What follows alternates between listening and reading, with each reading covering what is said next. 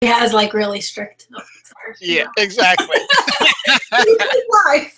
We are live, yes, and that's okay. He's strict. It's You don't know what I was talking about. and you never will. That's right. This is Dylan Knows, and we are live. Hopefully, you're all enjoying the last bash in the summer. We're actually going to be getting a really nice cool down. Are you guys getting the cool down too, Jerry? I think so. Like you're talking like 80s, kind of low mid 80s. Yeah. And then the lows for the day are going to be like the lows at night are going to be like in the 50s, which is going to be amazing. Oh, that's not summer. Well, it's not, but summer sucks. No, summer's awesome. I want summer all year round. All year round. Okay. I want autumn all year round. I know you're a fall guy. We're going to have to agree to disagree. So. Yes. I like fall too. Believe me. Yeah, I do like it. I believe you too. All right. Anyway, we're not here to talk about the seasons. That would be a short show. What's your top 4 seasons? Okay. Right. We know number 1's going to be Jerry's going to be summer, and mine's going to be fall. So there you go. You know what's going to happen. The rest also are fall in the line somewhere. So, but we are doing the list show. This is Dylan Knows episode 153. It is August 20th. And today we are finally going to be doing our top 10 Tim Burton list. We've been threatening this since May. But because of things occurring and stuff like that, we figured this would be the best time because Tim Burton's birthday is in 5 days, which is the same amount of time as my son's birthday. So we've got 5 days. Uncle Frank.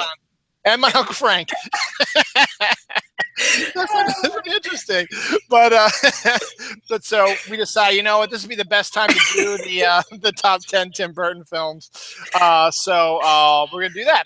Tim Burton doesn't have that many out there. I mean, he's got 1, 2, 3, 4, 5, 6, 7, 8. He's got about like 18, 19 films he's done total. So, he's not as, prolific as maybe say a Spielberg, but Spielberg's been working since the 70s, where Tim Burton came out in the 80s. So and he takes a little bit more time in between stuff.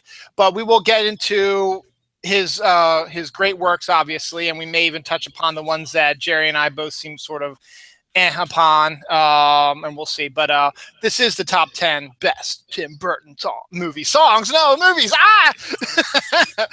getting ready to think I was going to say something about Danny Elfman, but I'm not going to. But that would be cool. The top 10 Danny Elfman songs.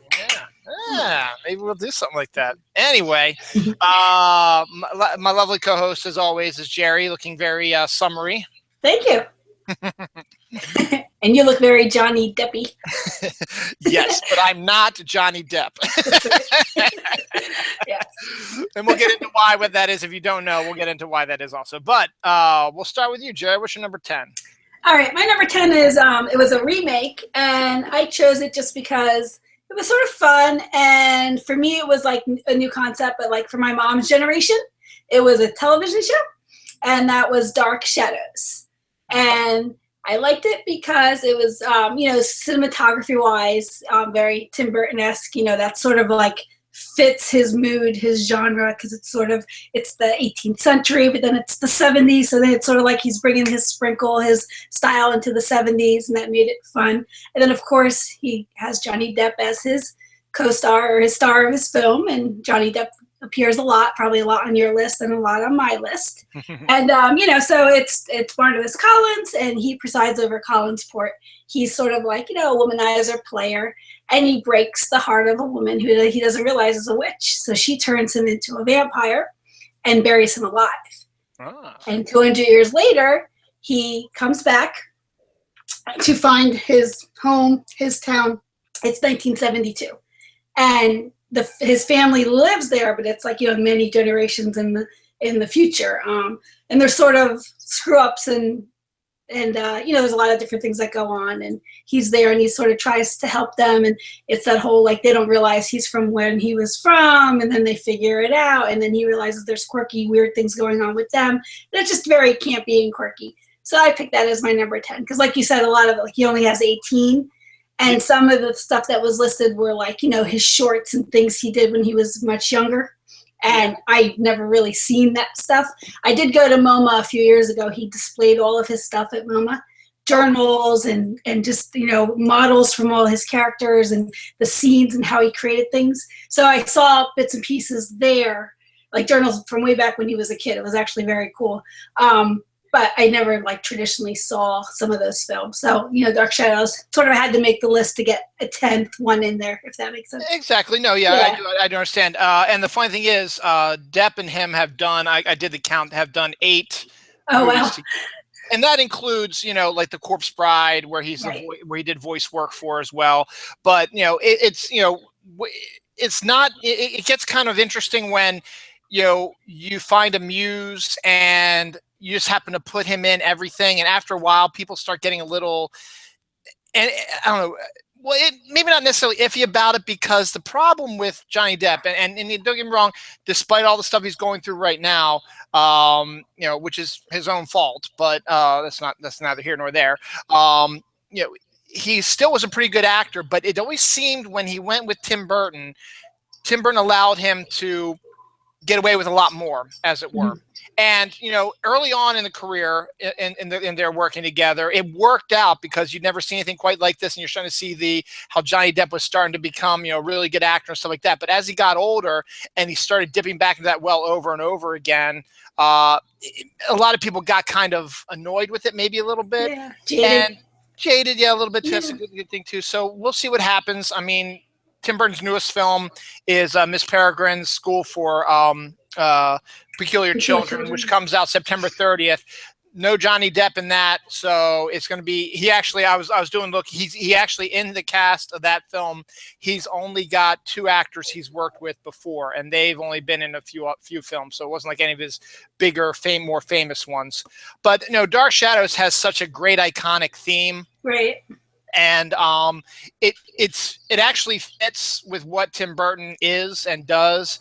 And I guess in this case, my point being, I guess, is this sort of worked with Johnny Depp's kind of quirky, because that's what it is. I mean, let's face it, basically it's a fish out of water film a little bit, but a little added sprinkles to make it a little bit different. But it's a fun film, another good, you know, good ensemble piece, and a great performance. And I love when Michelle Pfeiffer works with Tim Burton.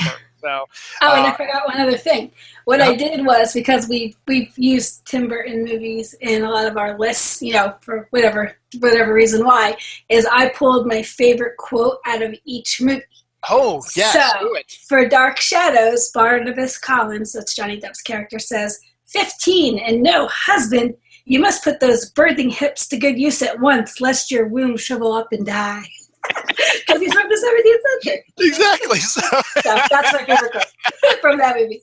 And that was to like Chloe Mintz, right? Wasn't that what? I think, yeah. Which is really funny. Just that look he gives them is like, what the hell are you talking about? My number 10 is I sort of I meshed one of his short films with he actually remade one of his short films. It's Frankenweenie. Yeah. Have you seen Frankenweenie? I've seen bits and pieces, which is why I didn't make it. But I have a little fun fact about it. But when I get to a certain one, yes. Okay. What's great about Frankenweenie was it started off as a short film that he did, because you know, Tim Burton's career, he's lived out in like Burbank, California his whole life basically, and he's always been wanting to be an artist, but he's also been that gothy type of kid. So Disney was actually stumbled upon him, and they hired him to do some work for him. He did some storyboards for some of Disney's films and stuff like that, and then he decided to, I guess, somehow make this short film, and that's sort of what got him fired basically from Disney.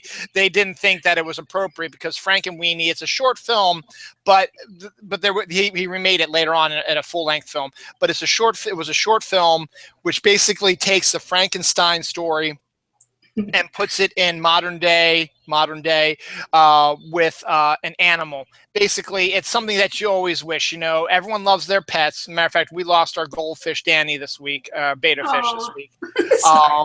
Yeah, it's okay. It just happened to come out because of that. But you know, but everyone has lost a pet that you've loved, and in some cases, it's something happens where there's nothing you can really do about it. In this case, Victor, the little boy whose best friend was Sparky the dog, once again, he's making all these little jokes about Frankenstein and lightning and stuff like that. Sparky gets hit by a car and dies. So when you lose an animal that way, I lost a cat, got hit by a car when I was younger. When you lose one like that, it's kind of rough. And of course, the boy is despondent, so he hears something in science class about how electricity can revive dead muscles or whatever. So he comes up with this elaborate scheme and brings Sparky back to life. But then in this small community where he's from, the people are all like, "Oh, that's an abomination," and so they turn into like the Frankenstein mob and they run after him, and then they go to a windmill, which is something that happens in the Frankenstein movie in the book. And this one was actually a windmill on a miniature golf course, and they burn it down, but they accidentally. The windmill almost collapses onto the boy and almost kills him, but the dog saves him, killing the dog again. So then everybody's like, "Oh, the dog saved his friend," and stuff like that. It's okay to bring him back to life. So then he brings it back to life, and that's the short film. So, that starred Daniel Stern and Shelley Duvall. Now, fast forward to 2012, and Tim Burton needed a break from a bunch of other things as well. So he decided to go back to stop motion animation, which is his first love. Basically, that's what he started doing when he was young. When he was interested in movies, stuff like that, he was doing stop motion films. So he went back to that, and he's gone to that well a couple times. I'm sure we're going to talk about a few of them in this list. But in this case, he decided he wanted to remake Frankenweenie, but make it longer. So he added a little extra stuff to it. So he follows the same basic storyline, but then he adds that other kids find out about the dog being brought back to life, and they want him to bring back their dead pets. But of course, as expected, things go wrong. And there's like they become amalgamations. Like there's one where I think a dead cat had a dead bat on it also, and then when it gets brought back to life, it becomes a cat with wings and stuff like that. And then there's all kinds of, but they all get like mutated into different forms. One has sea monkeys that become these giant aquatic humanoids that start, and then they start wanting to attack the town, and so they have to stop them. So they spread it out a little bit more and added all these extra horrific things, but in a kind of a sweet way. And again, it's done in stop motion, and it's done in black and white like the original film was. So it's a very nice, sweet story. If you get past all the weird craziness that happens, a story about a boy and his dog who misses his dog when he dies and wants to bring him back. And it's also a really good allegory to Frankenstein. And Heather, one of our friends, agrees with us. She says Frankenweenie is a beautiful movie. So thanks, Aww. Heather. It is. So that's my number 10. Awesome. Yeah, the reason why I never got to see the full one was I started watching it with my kids, and I think it was John and Michael. They were really little, and it scared them. First, it upset them that the dog died, and then when he came back to life and the other animals started coming back to life, they were like, "No, shut it off." And I just never was able to finish it on my own, but I'll have to get back to it and check it out. Yeah. Yeah, maybe when they get older too. Yeah, it's just that concept, that idea. I'm a big, obviously I'm a big Tim Burton fan, so I wanted to watch it. So I don't think I watched it by myself, so I didn't let the kids watch it yet. Maybe down the line, but I don't think not yet. Especially Noah, he's not ready for it. So yeah. All right. Oh, okay. My number 9 is I just picked it because I felt like this one was very Tim Burton too, and that was the Planet of the Apes remake that he did. It didn't really get great reviews, sort of got mixed reviews. But when you think of it just solely in terms of Tim Burton creating a film, taking a story that we all know and love, and his the cinematography, again, I think I'm going to be using that word a lot tonight. The world that he creates, the aggressiveness of the apes, just the whole world and the way he incorporates everything. Mark Wahlberg, I thought, did a great job, coming in as the pilot, and no, I like that one, so that's my number 9. No, it's fine. I mean, it didn't get a lot of good reviews, right? But it made a ton of money, and that's what is really interesting about Tim Burton's career arc is that he is an artist, and as you can tell by the cinematography, and yes, he is an absolutely stunning artist, like art direction, cinematography, music, and everything you throw together. When you're watching something, it's a Tim Burton film. But there's also certain things where he wants to do things that he knows are not going to make a lot of money.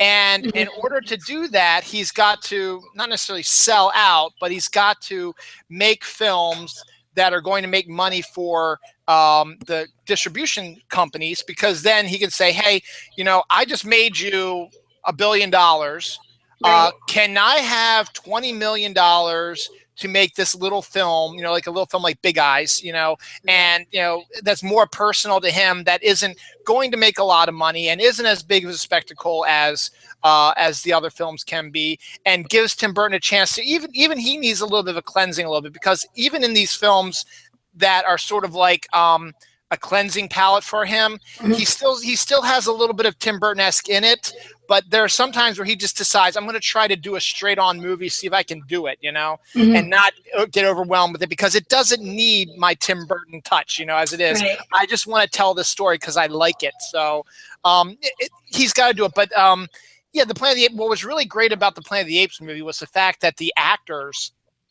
they weren't CGI, because this was 2000, 2001. Right. This was, they had the actors in the full monkey costumes and all different species too, which is really cool, because, in the original one, they had, in the 1960s one, they were kind of, but you could tell they were people wearing masks. It was 1960s, Right. This way, there's different species of monkeys, and you knew that on a planet of monkeys that there was going to be different species of monkeys, like razorbacks and gorillas and little monkey guys, and chimpanzees. And then just to visualize what they would look like in human form is amazing. And I don't know if I didn't check that, but the makeup deserved some kind of nomination. I don't know if it did get nominated, but it was amazing. It was amazing. And it's also a turning point for Tim Burton himself, because that's when he met Helena Bonham Carter. Yes. And at the same time, he was with Lisa Marie right now. So they're both in this film together. And that was a time where, right around that time was when he broke up with Lisa Marie and got together with Helena Bonham Carter. But what's interesting about that is, to that point, Fight Club the exception, Helena Bonham Carter was really only known as that actress in those British films, right? Like those Victorian, romance. That type of thing. Yeah. So Fight Club brought out a little bit of a difference in her, but then all of a sudden you get Tim Burton actually, digging through some stuff and saying, you know what, she's actually a pretty darn good actress too. And we'll see in the 2000s movies that he's done with her, she does a pretty good performance in a number of them. So, it just goes to show you, sometimes you got to get out of your comfort zone. So that's still a good one. And what's interesting about that, that was like the first Tim Burton film that Dawn and I saw together in the movie theater. We actually saw it in the movie theater, and then we went on vacation like the next day. So it was cool. And my quote was, Attar, the big Maine monkey, and he said, "Get your stinking hands off me, you damn dirty human." taking the Charlton Heston thing and flipping it around. Yeah. All right. Heather's like, could do just an episode on the awesome of Fight Club. We could. Maybe just like a film review of Fight Club, not a top 10 list or top 10. But and then T. Scott Braveboy is also watching, says Holiday looks ghostly tonight. Well, thank you very much. This is my homage to Johnny Depp and his roles in the films. Speaking of Johnny Depp, my number 9 is Sweeney Todd, the Demon Barber of Fleet Street. I'm a sucker for musicals, and around the mid 2000s, musicals started becoming big again. Chicago won big with, the Academy Awards and the films. Hairspray was becoming, being made into a musical. All these movies are being made into musicals, stuff like that. And then they release other ones as well, and you get all kinds of musicals, and it's like a golden era for musicals. And so every production company was looking for a musical because they were making money for the most part. A lot of them were making a lot of money for them. So they said, we need to find our own. So they said, okay, what about this Sweeney Todd? It's a little bit dark for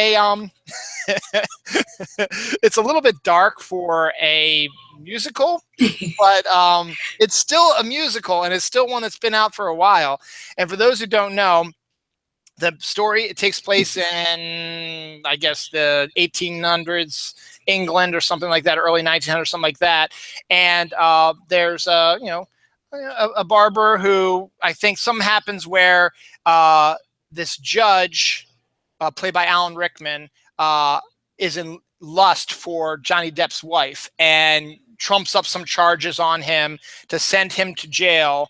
Australia. And yeah, was that Australia? That's Australia. right. He exiles him. Yeah. And exiles him, and so he could move in on the woman, but I guess things didn't quite work out, and eventually he makes his way back, and is just one thought on his mind is revenge. So he opens up a barber shop above a meat pie place, and befriends Mrs. Lovett, played by Helena Bonham Carter.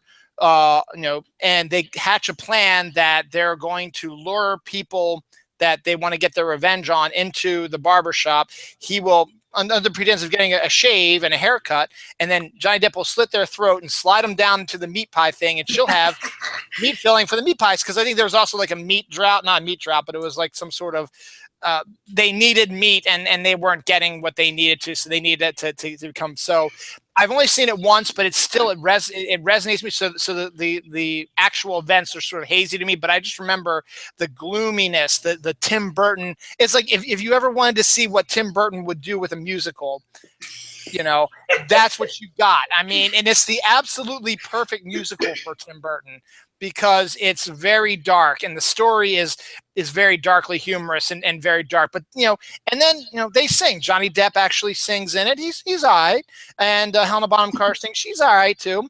Heather apparently is singing "Worst Pies in London" right now, so keep it going. So that's one of the songs from it right now, and just the craziest. But you get a oily, greasy, awful Alan Rickman, which we haven't seen in a while. I mean, his Snape is kind of that way, but nowhere near like this. Yeah.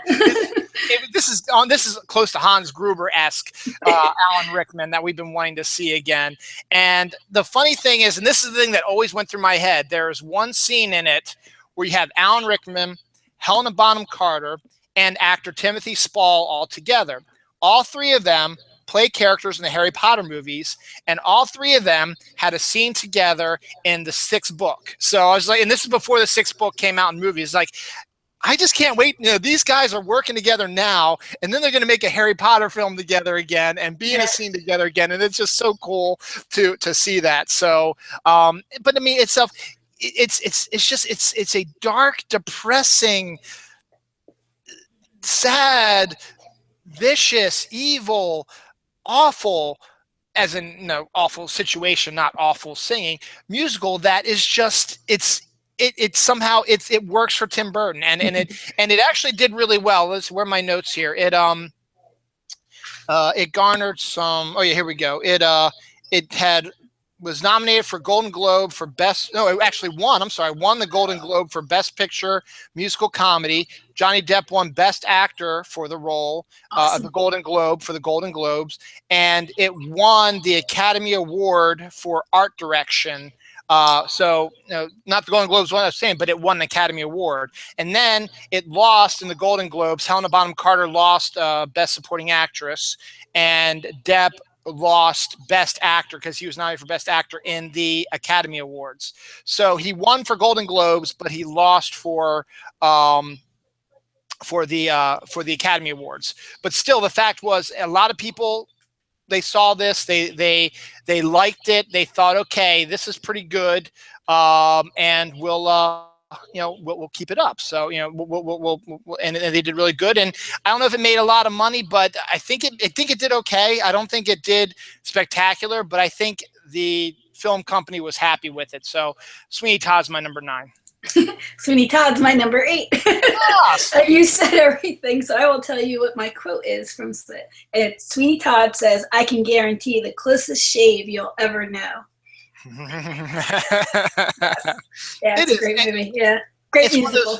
It's one of those I need to see again, because as I said, I've only seen it once, and I've also seen they did like in one of my course classes or something like that, when we had a substitute or something like that, we watched a like film version on stage of it as well, with like British actors doing it. So it's one of those that it's one I should check out again, but it was just it's a Tim Burton musical, and it's like the only one I could think of for him to do, and Yeah. so that works I out. mean, So he's that was your still number Danny 8. Elfman, and you love Danny Elfman, so yeah, you should revisit the songs. Yeah. Yeah, that was good. And number 8, my number 8 is could be considered one of the worst movies of all time, but I enjoyed it. It's Mars Attacks. It's on my list. I will tell you where. I loved Mars Attacks, and I loved the fact that Tim was going for one of those big ensemble disaster type film things. Now the problem was it came out in 1996 in the fall/winter, the same year Independence Day came out. So obviously everyone's like, it's just another Independence Day ripoff, blah, blah, blah, And so a lot of people didn't see it. So it didn't make as much money as he was hoping for. And I think I've told you this story before. I actually saw it in a movie theater by myself. I went to the movie theater. There was nobody else in the theater. It was just me. And so and it was in the winter too, because I remember it was kind of dark and cold and dreary. And this was before I had a car. So I was taking the bus. So it was kind of a dark, dreary, kind of wintry type of thing. But I enjoyed it though. I mean, I love the ensemble cast, the fact that you have Jack Nicholson playing 2 roles, that you have Jack Nicholson married to Glenn Close, and they're the president and first lady of the United States. That alone would be enough for me to watch. But then what else do you have? You have Martin Short as a sleazy guy, which you've never really seen Martin Short be like sleazy, And then you've got Michael J. Fox as a vain news reporter. You've got Sarah Jessica Parker being sort of like her usual bubbly self. You've got Pierce Brosnan, who you're used to seeing at this time as James Bond, as this uptight, scientific scientist, with the pipe and everything like that. And then, you've got Danny DeVito as a Las Vegas sleazebag, and you've got Jim Brown, as a former football player, boxer, whatever, who's now doing, photo ops at a casino. You got Annette Bening as Jack Nicholson's wife and as his other character out in Vegas. And then Nicholson playing, as I said, he plays the president. He's also playing a sleazy casino owner also. And it just keeps getting better and better. And then you've got a young Natalie Portman is in it. And I can't remember the actress name, but the older lady who was in Beetlejuice was the grandmother of the main character, who has my favorite line. I hope I'm not stepping on your toes. Is they blew up Congress, and she starts laughing. But the real jewel of the movie was the aliens themselves, because Mars Attacks is based on a 1950s, 60s bubblegum trading card type of thing. And it's these aliens, creepy big bulbous heads with their veins popping out and stuff like that. And Tim Burton was able to create them visually with the CGI at the time, and they're yak yak yak yak yak yak yak yak yak yak. It didn't annoy me. I thought it was hilarious. I loved how they were talking, and just all the craziness and insanity that ensued with it. And it was just, Jack Black's in it also. I just remembered that he played the abusive brother of the. Turns out to be the hero, and Christina Applegate is his wife. So you've got all these actors. Tons. All these actors just coming out of the woodwork, and it's just amazing. And the fact that they all wanted to, and I think I read somewhere that all these actors would come up to him and said, "How do I die? How do I die? I want to die viciously." But then, of course, it gets a little insane when they decapitate Sarah Jessica Parker and put her head on the body of a chihuahua. That gets a little weird. And some of the other stuff they do, but it's just another good line. I hope I'm not stepping on your toes again, is they release a dove, and they burn the dove down, and they start killing everybody. And I think Natalie Portman's like, maybe to them, doves mean war. Which was a great line also. But it was just a pure insanity fun. And if you just want to not even think about anything and just watch a purely insane fun movie, you got to check out Mars Attacks, and that's my number 8. And again, Danny Elfman, you can't talk Tim Burton without talking Danny Elfman. He's got a really nice retro 50s sort of type of really neat score on this one. I really enjoyed that one. So that's my number 8. All right. My number 7 is Sleepy Hollow. So, I mean, this is just Tim Burton at his peak. You know, it's Tim Burton meets goth, turn of the century, 1799. Johnny Depp's an eccentric and flawed Ichabod Crane. Headless Horseman is more of a serial killer in this one than in the original. You know, Burton definitely took some creative freedom with it. But, you know, again, he's working with that dark, exotic cinematography, the creepy atmosphere, kind of keeps you on the edge of your seat. The humor, it's dark, it's zany. Ricci and Depp have this great chemistry, so you've got this mix of the romance plus the zaniness of he's kind of very awkward. And just a very fun, it's very dark, it's very thrilling. And yeah, so Sleepy Hollow is my number 7. And my quote is from Ricci, and she says, "I think you have no heart, and I had a mind once to give you mine." Yes, that's a great one. It's higher on my list, and I'll talk about it a little bit more when it's up on my list. But it's one of those films that I watch every Halloween. I mean, I might not. I try to watch specific movies all the time around the holidays, but obviously things come up and things happen. Somehow, I'm always able to watch Sleepy Hollow around Halloween, just for whatever reason. I take a day off of work, or I'm off of work for whatever reason, or I've got a free weekend or whatever. It's like, hey, you know what? It's around Halloween. Let's pop that in because it is great. So I'll talk about that one a little bit later. But yes, excellent choice. Because it's my show, you're probably going to roll your eyes again. But my number 7 is actually 2 films, but there's a reason I have them together. Oh, I already know what they are. Yeah, you know what they are. And obviously, knowing me, you know what they are. We need MJ to come on for you to discuss it with him. Yeah. It's Batman and Batman Returns. Now, Batman Returns is really, this is the only sequel that Burton has ever made. I mean, directed wise. I mean, yes, there was a sequel to Alice in Wonderland, but he didn't direct that. He produced it. But there's been no other film of any of his that has been made into a sequel. Obviously, you know, Beetlejuice could have been made into a sequel. There's a rumor. Yeah, there was a rumor, but I think it's been debunked. But, you know, with Winona Ryder being hot again in Stranger Things, maybe that could be brought back. You never know. And then Pee-wee, he did a sequel, but Tim Burton had nothing to do with that. Yeah. You know, and then, well, Edward Scissorhands, you're not going to. I'm not going to go through everything, but, you know, Planet of the Apes was a possibility, but for whatever reason, they decided against keeping Burton's vision of the Planet of the Apes. And then all the other ones, you know, in the later half of the year are more one and dones almost. You maybe would have liked to see what he would have done with Charlie and the Glass Elevator, but you kind of get a little bit of that, I guess, with Charlie and Chocolate Factory. So, you know, we'll see. But I mean, this is the only sequel he's ever done. And, you know, in the end, it's kind of interesting. Batman itself is one of my favorite superhero films. And I think we talked about it when we did our superhero films one back in May or June. But so I won't get into it too much. But it's underrated. And once again, Jack Nicholson again. So, you know, Tim Burton's worked Jack Nicholson twice. So, you know, that's kind of impressive when you can work with someone like Jack Nicholson, who's very picky about things. Yeah. Yeah, exactly. Twice. I mean, so it's really, so obviously there was something there.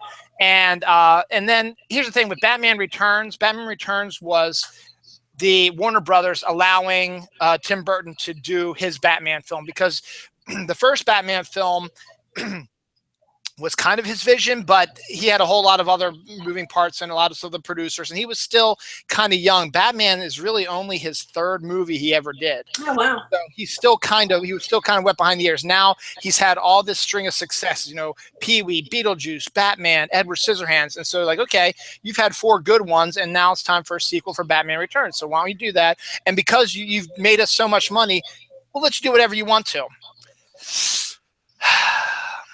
Batman Returns is not as good as Batman. It's not as good as Batman. I was very taken aback by Danny DeVito's portrayal of the Penguin. And I think I've talked about this before too, but I'm just going to touch on it briefly. I would preferred, that's just me, but what do I know? I don't know nothing. I'm nobody. No. I would have preferred if Danny DeVito was a good choice for the Penguin, but if he would have done it more like the Burgess Meredith style, or maybe even the comics as sort of this, you know, he's a gangster and you know he's doing illegal stuff, but everything he does is above board. There's nothing you can get him on, but you know that he's bad, but you can't touch him. I would have liked to see Dan DeVito portray that. Instead, Tim wanted to throw in his outsider, thing into this despicable, disgusting penguin. Now, I can see why he did it, because he's been on record saying, I've never read comics. I'm not a big fan of comics, but I figured they'd let me, get a chance. If I ever made a comic book movie, Batman would be a character I would do. And so they said, let me do my version of the penguin. And I didn't like it a lot, because it was very sexual, because Danny DeVito can be that very innuendo-esque type of, and he used that for his penguin. And of course, when you have something like but then you have the flip side with Michelle Pfeiffer being her Catwoman. I thought her Catwoman was brilliant. And no, it's not just because of the leather, Jerry. All right, I know what you're thinking. It's not just because of that. I thought she did a really good job. And the funny thing is about her and Michael Keaton is that they had a relationship before this, way before they were like small stars before they really took off into being big stars. They were a couple for a couple years. So yeah, Michelle Pfeiffer and Michael Keaton. Before like in the early 80s, like it was like when they were both kind of young. And so I guess they broke up. They broke up kind of. I just remember reading about this in articles about the movie. So, but they had a really good chemistry. I liked the chemistry they had together, and I thought Christopher Walken's addition. Well, I love Christopher Walken. I think there was one too many villains, and we got to see Christopher Walken slightly a little bit more in Sleepy Hollow. Not a little more, a little less, but he was in Sleepy Hollow, and that was kind of a good role for him. This, I would have preferred maybe to have this character come back in maybe a third Tim Burton Batman film and be the bad guy and just keep it at Catwoman and Penguin. Right. But that being said, I like again, we're going to be talking about this the whole night because he's a genius when it comes to the art direction and stuff like that. The making it take place around Christmas time with the cold and the dark and the snowy atmosphere. And it still has one of my absolute favorite shots of all time is near the beginning when Vincent Schiavelli's Carnival group come out and they're committing crimes. Commissioner Gordon turns on the bat signal and it gets beamed all over Gotham and eventually beams into Bruce Wayne's house where he's sulking in the dark, and the light comes up, and then it's like this upward shot of Michael Keaton as he stands up, and the bat signal is right behind him, and he's like right there. It's just one of my absolute favorite shots of all time, and so it's good. So Batman Returns is my number 7. Again, Heather says Batman is the last movie I remember waiting in line to buy tickets for before online ticketing. I saw it twice. It came out around my birthday, so I had to see it opening day, and then I saw it again with like my mom on my birthday. So it was kind of cool. So that's my number 7. Awesome. My number 6 is Mars Attacks, and my quote was "Ack, ack, ack."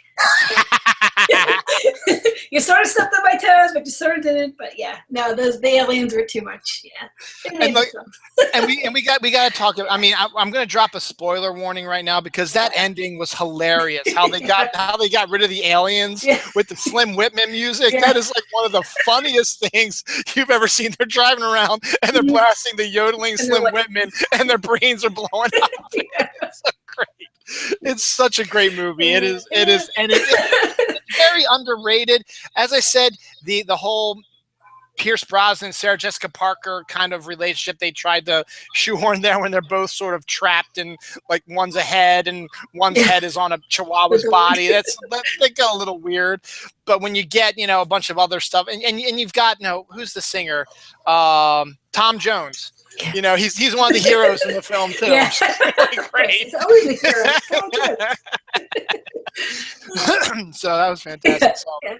That was quick. My number 6 is Tim Burton's first big film, Pee-wee's Big Adventure. That's higher up on my list. 1985. I'll just talk about it slightly so you can talk about the rest of it. 1985, your first appearance of Tim Burton. You didn't quite get. You got a little bit of the gothiness with the dream sequences, but the rest of the time, this was Pee-wee's movie. And an extra interesting fact, and you might know this, Jerry. Phil Hartman co-wrote it. Yes, I knew that. And he also appears in it at the end as a reporter, but so he co-wrote it with Paul Rubens, and I guess they had seen Tim's work, or Paul had seen Tim's work and said, hey, you know, let's give this kid a chance. You know, he's a fresh. That was my fun fact. Oh, okay. I'm sorry. Okay. You can say it again because nobody's watching. Actually, there's 4 people watching, but they'll forget all about it, depending on how high it is. He saw Frank and Weenie, and Disney fired him, and he said, fuck you, Disney, I'm hiring him. Yeah. All right, there you go. Thank you, Geri. There we go. But again, this was also my first exposure to Danny Elfman's music. And, you know, Boingo Boingo notwithstanding, but his actual first scoring job, and it is absolutely brilliant. If you've never heard, or if you've seen the movie and you've never listened to the music, see the movie again and just try to focus on the music. I know it's hard with Pee Wee going, no, but you know, but the music is just, I was actually contemplating I was going to try to open the show with a Danny Elfman opening. It was between Beetlejuice and Pee-wee's Big Adventure. But, you know, and I was going back and forth. It's like Pee-wee is such a it's just, it starts dun, dun, dun, dun, dun, dun, dun, dun. It's just such a little, and it fits appropriately with what they were trying to do with Pee-wee. So I'll let you talk a little bit more about Pee-wee when it comes up to you. That's my number 6. Number 5.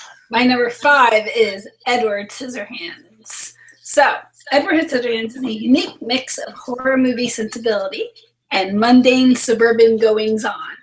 I think that marriage just makes it great. And Burton, you know, kind of took from his, you know, growing up in Burbank and probably in the burbs and all that. So you got Peg. She's like the Avon selling mom.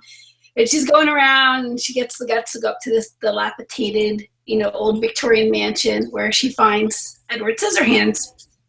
And he's like, you know, your fish out of water that she sort of wants to help. And she puts makeup on him, and it's very comical in how she tries to draw him into the community. And in true Tim Burton fashion, aside from the humor, he makes you feel empathy for the oddball. And you share in his grief and isolation.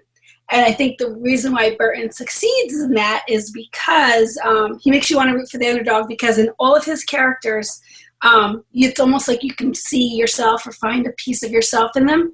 So automatically you want to see them win. You want to see them succeed. So that's why I really loved Edward Scissorhands. And we all know, you know, he's got the scissors for hands and he ends up cutting hair all over the neighborhood, but then all kinds of crazy things go on. He falls in love with Kim, who is played by Winona Ryder. And at the time they were together in real life. And my favorite line was Kim saying to him, she's upset, and she's like, hold me. And he says, I can't, because he has scissors for hands. Yeah. Yep. This is why, you know, we've been doing this stuff for almost 3 years now, because my number 5 is Edward Scissorhands. And I know you'd have much more to say about it. So. Well, I'm not going to, because you did a really good, the one thing I really wanted to hit upon is, and I know this isn't the Danny Elfman show list, but this is, I think, Edward Scissorhands is probably Danny Elfman's all-time best score, and that's my opinion. Okay. And it's very, because it's a fairy tale. The movie is a fairy tale. It's about it's basically, he's a person, but he's actually a robot. That's what the scissors was. He was created by Vincent Price, who was Tim Burton's hero. And he was so lucky, and he said this before, he was so lucky he was able to get Vincent Price to be in one of his movies. That was like, it was like if he had a bucket list, that would be his number 1 thing on his bucket list, to get Vincent Price into one of his movies. And it succeeded. And it was lucky that it happened, because I think this ended up being Vincent Price's last movie, which is kind of a bittersweet sort of ending to it.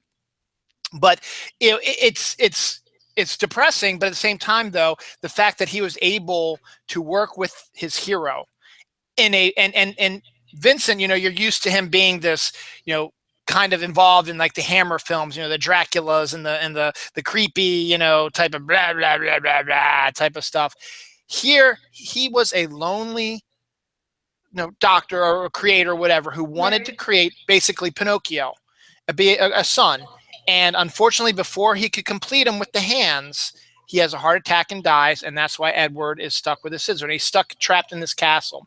Now, this film is also one of Burton's, probably one of his more personal ones. He's got a couple of them, but this is one of them, because this is basically his life, or how he felt when he was a kid, because he grew up in the cookie cutter neighborhood, much like the one in Edward Scissorhands. It was Burbank, California. It's the same. And he's, as I said, this is not stuff that I'm just saying. This stuff he said in articles, stuff like that. It says, I was raised in this sort of situation, and I felt like Edward because I was the outsider. He was the goth kid, the one who had the dark hair and the black outfits and the pale face, and wasn't involved in going to the beach and exercising and wanting to be a movie star and all this stuff. He just wanted to create these crazy drawings and do fun stuff that he wanted to do. But and he probably was picked on and bullied, probably, and so this was his only outlet. And that's sort of what he throws all this into Edward. And when I think it's Diane Wiest brings him down to live with her, you got Alan Arkin as the dad, and then Winona Ryder as the daughter, and her boyfriend is Anthony Michael Hall, who is just a complete tool in the movie. But he was supposed to be. That was the point of his. And then you have Kathy Baker, who is the gossip in the town, who is the one that ends up causing the problems for Edward, because she, for whatever reason, felt attracted to him.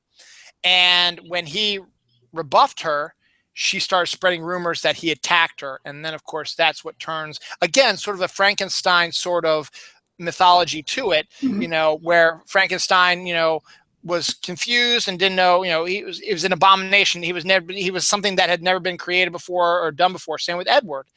And he does one little thing and the whole community turns against him. And by that time, Winona starts off not liking him, but then eventually falls in love with him. And one of my again, the whole atmosphere, art direction is the ice sculpting scene. There's two of them. The first one with Danny Elfman's ice dance music in the background, where he's cutting a ice sculpture for Winona Ryder, and she's dancing, spinning around in slow motion as the ice chips are flying over her like snow. And this is California, so you're not going to see this kind of stuff. And then all of a sudden, that's when all hell breaks loose, because he accidentally slips, cuts Winona's hand. She cries out. Anthony Michael Hall has sort of been stalking around, says, "What did you do? You attacked my girlfriend. I'm going to attack you now." So the whole town goes after him, and that's when the ending happens. And then the second part is at the very end, where he's doing ice sculpture again, and it's causing the snow in the neighborhood, because that's what the movie starts with, is an elderly Winona Ryder talking to her granddaughter, who's asking her how does snow happen, and she tells the story. And so we cut back at the very last scene, which is almost, because my favorite piece that Dan Elfman does is called the final climax or something like that, and it's just this really ethereal, sweet, wonderful thing while he's cutting up the ice sculpture and the snow's falling, and Winona in her old age makeup is just reminiscing, and it ends with her remembering a younger time when she was younger like that. It's a spectacular film. It's one of his most personal ones. It gives me chills thinking about it. And it's the first time he worked with Johnny Depp. So that was the first film that they had together. Edward Scissorhands, my first TB movie, so perfect. I don't know what TB is, Heather. I'm not up on the, but I'm sure you'll let me know. So that's that's our number 5. So we agreed on that one. So that's excellent. My number 4 is Pee-wee. And I guess, what can I say about Pee-wee? Talk more about it. Did you know that was when he first approached Danny Elfman and asked him, would you do a score for me? He had just met him. He asked him, and Danny Elfman was extremely reluctant. He didn't want to do it at all. He was like, it's not going to be fun. It's going to be tedious, blah, blah, blah. Does it, ends up loving it. Then, as we know, continues on to do a ton more. But you know what inspired him to do?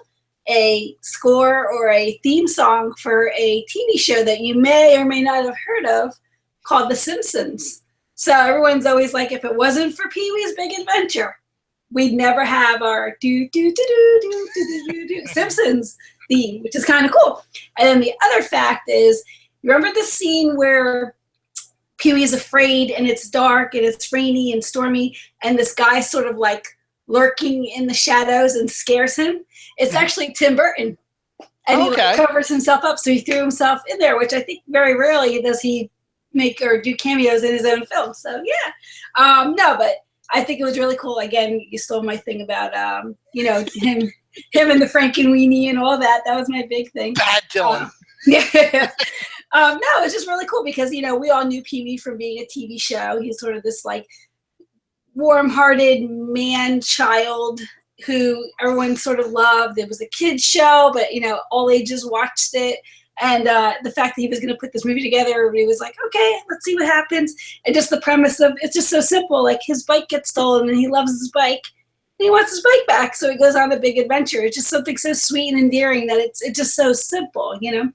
And my quote is, Pee Wee says to Dottie, there's a lot of things about me you don't know. Or wait, there's a lot of things about me you don't know anything about, Dottie. Things you wouldn't understand, things you couldn't understand, things you shouldn't understand. Dottie goes, I don't understand. Pee Wee goes, you don't want to get mixed up with a guy like me. I'm a loner, Dottie, a rebel. So long, Dot. And he walks away. Then he starts giggling like a little boy. Yeah. That's impressive.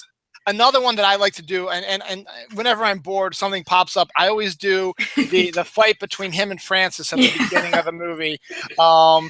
So like, hey, Pee Wee, you know, it's my birthday. Well, good for you. And my father says I can have whatever I want. Well, good for you and your father. Do you know what I want? A new brain? No, your bike. It's not for sale, Francis. Yeah. My dad says everything's negotiable.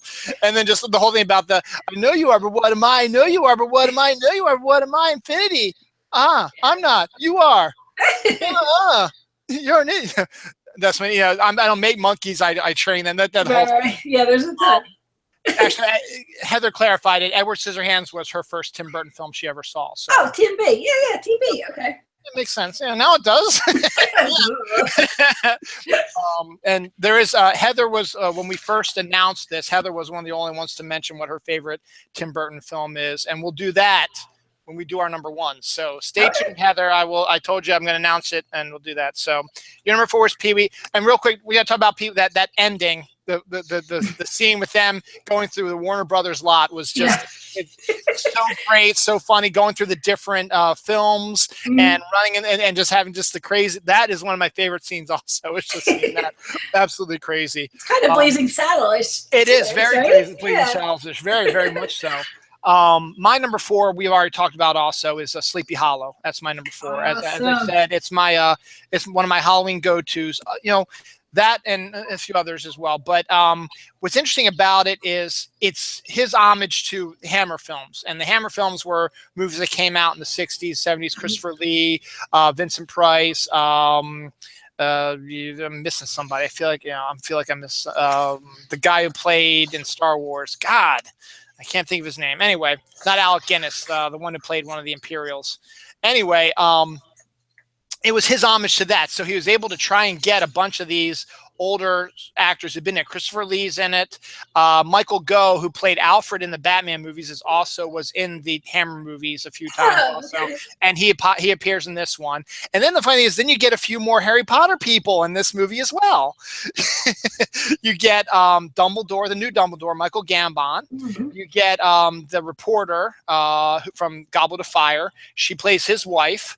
And then you get what's the one I'm missing? That's jumping. That I can't believe. Oh, and then you get Vernon Dursley is in it also. He plays the guy who is the one who's holding the cross when he's talking to Johnny Depp, and then gets his head cut off, and Johnny Depp sees the horseman for the first time. That happens. So he's in that as well. So you get a bunch of those old Harry Potter actors in there as well. But that's not the whole thing. It was just it's the atmosphere of Sleepy Hollow itself. When you talked about it, that's what sells the movie to me, is the fact that he has the fog and is able to get that 1799, 1800 type of feel to it, and to take the story like the Legend of Sleepy Hollow that everybody knows and twist it a little bit, because in the original story he's a timid school teacher.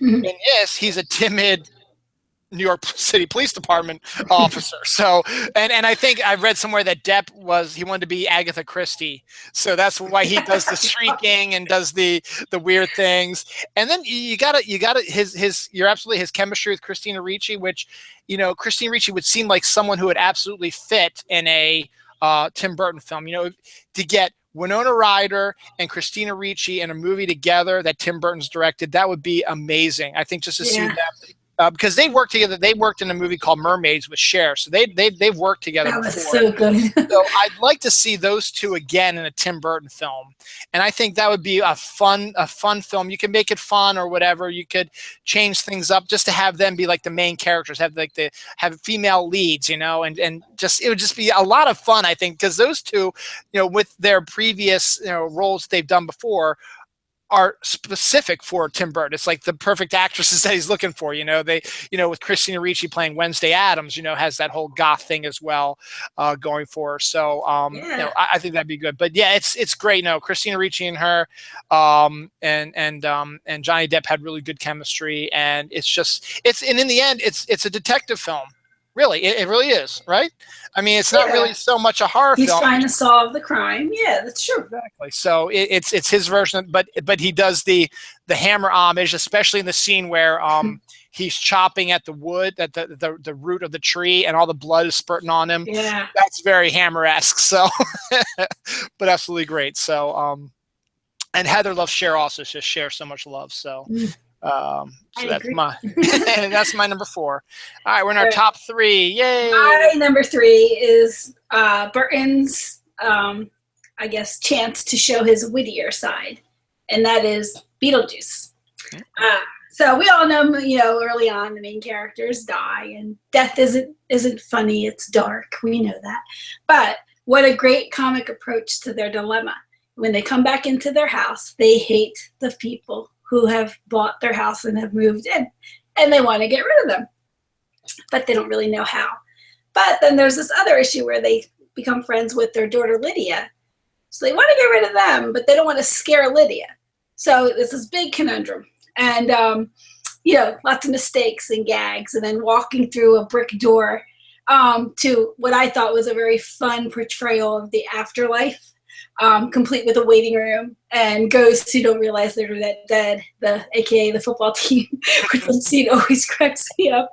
And then Juno, of course, their caseworker who had slit her throat and then committed suicide, and she smokes a cigarette and then the smoke comes out through her neck. But I mean, what fun to be able to just create such zany characters. And then, of course, Michael Keaton, who he had worked with already in Batman. But no, this is before Batman. Oh, I'm sorry. I'm wrong with that. Okay. But I feel like he stole the movie. He is the title character, but he just brilliantly portrayed Beetlejuice. He brought him to life on the screen. He's zany. He's crooked. He's this oversexed, ghoul. He's a shyster. You name it. And, just Beetlejuice. I mean, what more can you say about it? We've talked about it so much in previous shows, and it's a great, great movie. And my favorite line is when Barbara says to Juno, "We're very unhappy. What did you expect? You're dead." Oh, yes. It's higher up on my list. Okay. And just slightly. You can probably figure out where it's at. But but it's for there's always a talk of a sophomore slump when it comes to movies. Beetlejuice was Tim Burton's second film, and he knocked it out of the park. I mean, everyone's like, Pee-wee was kind of a safe film, It was all Pee-wee. I mean, Pee-wee basically said, I want to make a film like this. Can you make it like this? And Tim Burton's like, yeah, sure, I'll do it. Give me a chance to get some exposure out there.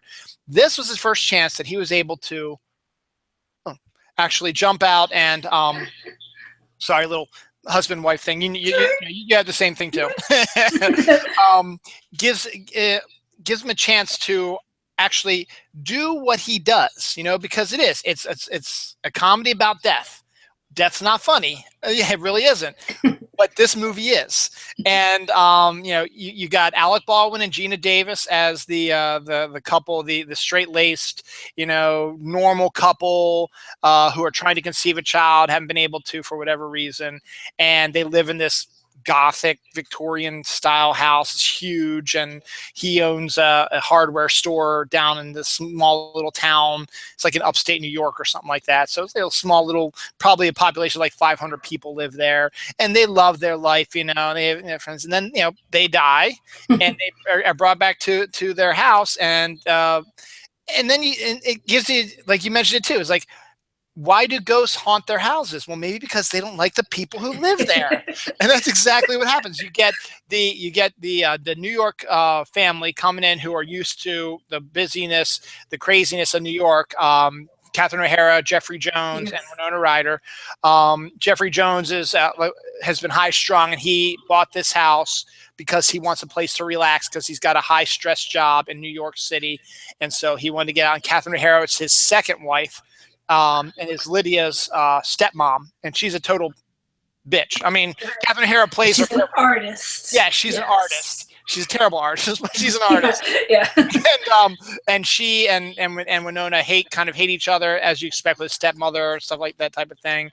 But it's just, but they're so broad and so out there, and Winona is so low key goth. It's almost like he was a chance to able to show his personal side, but put it into the body of Winona, to a girl. It sort of gets that. So then, of course, she befriends the two ghosts because she can see them. She's the only one who can see them, and befriends them. And, the things that they try to do to scare them out of the house doesn't work. So they go to Juno, the caseworker, which is in the afterlife, which is an amazing scene, filled with cluttered offices and cubicles. It makes you think, you know what? If death is going to be like my job, I don't know if I want to die now.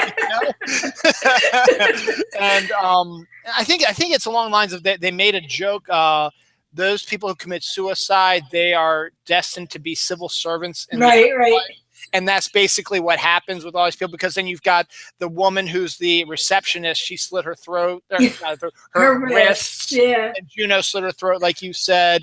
And then you've got the guy who hung himself is going on the line in between. It's like a mailman delivering the memos to everybody.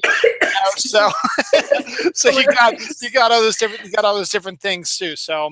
And then you get a really interesting look at the afterlife. So they're walking down the hallway, and they go all those doors, and the one door flaps open, and it's all these ghosts going, "Ooh, help me!" And the janitor's like, "Yeah, those are ones who've been exorcised." And that's like death for the dead. And it's like you never really think about that. It's like you think exorcism is okay. You get them out of the house and they move on in their life. Well, maybe they don't.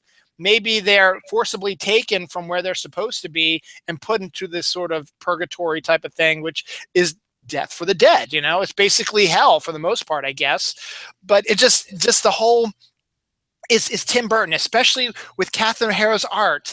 That is Tim Burton, it's like his style, with these big monstrous slabs of rock, these weird creepy arms and legs and things like that. And you get all kinds of you get Glenn Shaddix, who plays her like agent, agent, and then you've got who's the Robert, that guy, Robert Goulet, and then you've got the other famous TV guy who had his own show.